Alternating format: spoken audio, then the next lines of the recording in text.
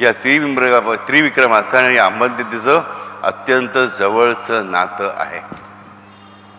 हे त्रिविक्रम त्याचे जे आहेत, त्या त्रिविक्रमाचे भौतिक शरीरामध्ये होणारा, त्याचबरोबर मनोमय शरीरामध्ये होणारा, त्याचबरोबर प्राणमयमध्ये शरीरामध्ये होणारा, ह्या तिन्ही ठिकाणी कुठला शब्द जातो? अंबज्ञ शब्द जातो. हे पेशीमध्येच जातो असं नाही, तर प्राणांमध्येही जातो आणि मनामध्येही जातो. हे पेशींमध्ये जातो, शारीरिक पेशींमध्ये, त्याचबरोबर प्राणांमध्येही जातो. कारण प्राण ही ऊर्जा आहे, ही शक्ती आहे. तर मन हे शक्तीचा एक अतिशय तरल भाग आहे. पटतंय?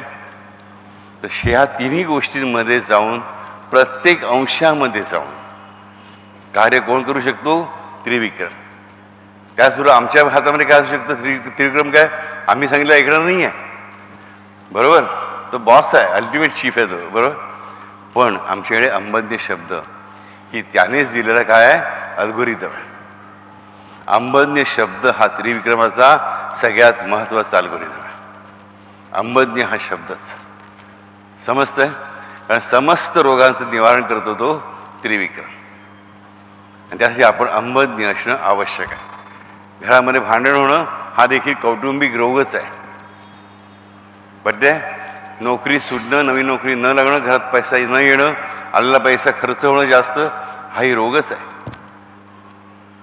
बड्डे ह्या सगळ्यावर जर ब्रेक लावायचा असेल तर आमच्याकडे त्रिविक्रम पाहिजे.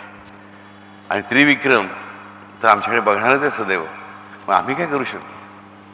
आमच्याकडे अंबज्ञ शब्द आहे.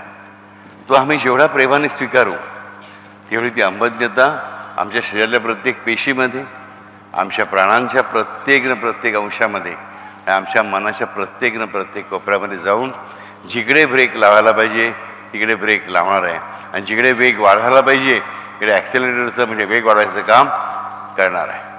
नक्की